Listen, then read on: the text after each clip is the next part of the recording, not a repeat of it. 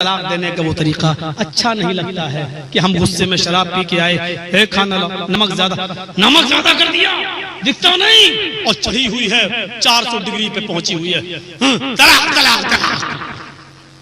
अब गुस्सा उतरा, शराब का नशा दूर हुआ, बीवी ने कहा ये तुमने क्या किया? कहा क्या हुआ? आपने तलाक तलाक तलाक कह दी। कहा मुझे तो होश नहीं है, मेरी तो चढ़ी हुई थी। मोहल्ले वाले कह रहे हमने सुना है, मौलाना साहब कह रहे नहीं नहीं अब तो तलाक पड़ गई। मौलाना साहब मेरे बच्चे छोटे छोटे, कुछ भी हो, नहीं अब तुम्हारी बीवी नहीं। तो अब क्या होगा मौलाना साहब? बीवी को बनाने के लिए अब दूसरा तरीका है। कहा क्या है? कि अब तुम अपनी बीवी को दूसरे मर्द के पास भेजो एक रात के लिए। क्या करूं?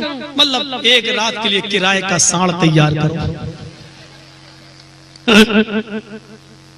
अब बीवी से कह रहा है उसका शौहर, मेरी बीवी गलती होगी, क्या करूं? अब तुम दूसरे के पास जाओ। बीवी कह रही शराब के नशे में तो तुम थे, गुस्से में तलाक तुमने दी, तो मैं क्यों जाऊं मैं क्यों जाऊं दूसरे के पास?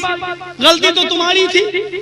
शायद वो आपने सुना होगा आपने कि एक मर्तबा किसी मौलवी ने कह दिया था कि जिसने मौलवी जर्जीस की तकरीर सुनी उनका निकाह टूट गया।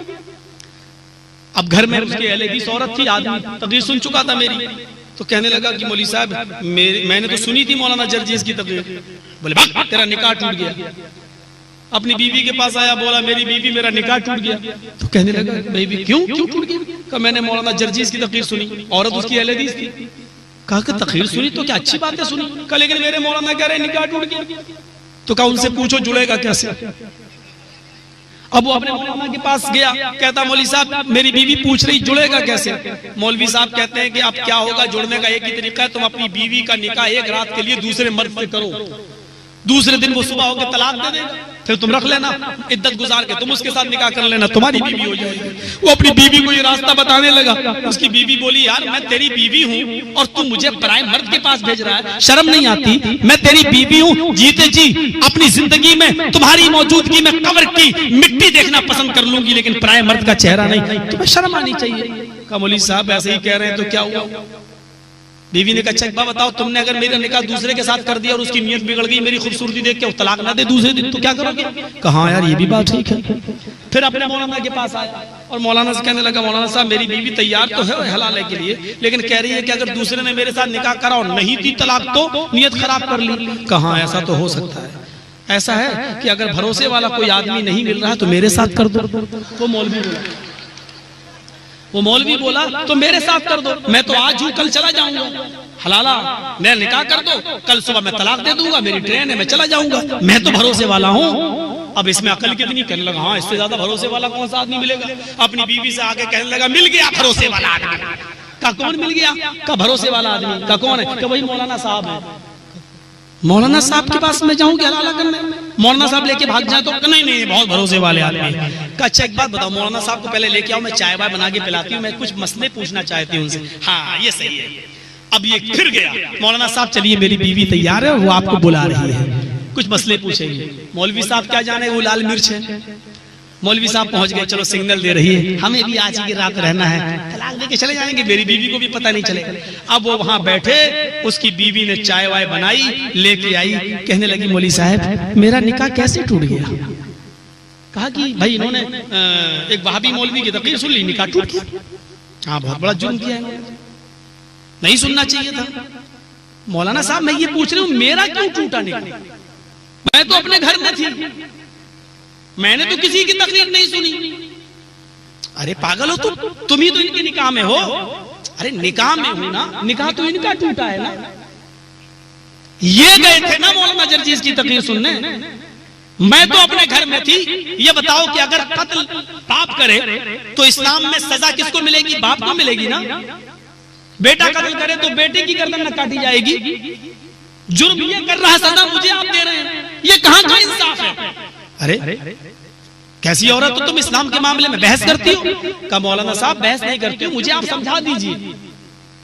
शौहर बोला देखो मेरे मौलाना से जबान मत लड़ाइए, बहुत बड़े मौलाना है। का मैं जानती हूँ बहुत बड़े हैं, हलाला करने के लिए कितनी जल्दी तैयार हो गए, कितने बड़े मैं जानती हूँ, मुझे सेटिस्फाई कर दे, मुझे मुतमईन कर दे, मैं तैयार हूँ। ये बताइए कि मेरा निकाह क्यों टूटा? का इसलिए कि तुम इनके निकाह में हो। कहा कि मैं निकाह में हूं लेकिन तकरीर तो मैंने नहीं सुनी। कहा कि इन्होंने तो सुनी मौलाना जर्जीस की, तो कहा तो क्या हुआ, सुन ली। मौलाना जर्जिस क्या कुरान हदीस बोलते हैं तो सुन ली।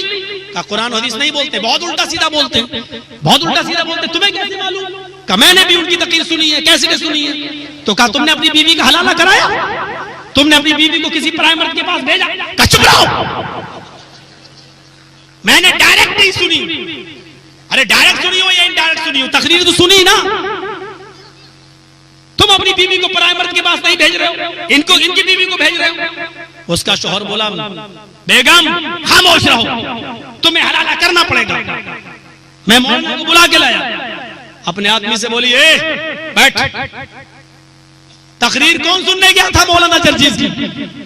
बोला मैं। गलती किसकी थी? बोला मेरी। तो तू ही हलाला कर, मैं क्यों जाऊं हलाला कराने? अब वो कहता मैं हलाला कराऊं? मैं किससे हलाला करूं? तो ये मौलवी बैठा है, इसी से कर ले हलाला, ये हलाले का एक्सपर्ट है, कर ले इसी से हलाला। मुझे क्यों ले जा रहा है किसी दूसरे के पास? मैं नहीं जाऊंगी। मौलवी जूता उठा के भागा वहां से। अरे ये तो बड़ी तीखी मिर्ची है? बताओ हमें मर्द को भेज रही है, मैं उसके साथ हलाला करूं? ये बड़ी मेरी कौम की बेटियों, मेरी कौम की बहनों, मेरी कौम की बच्चियों, हर औरत अगर इसी तरीके से हो जाए, जरा तसव्वुर करो। ये बहुत अच्छा लग रहा है, तलाक हो गई और हम एक औरत को किसी दूसरे मर्द के पास भेजें।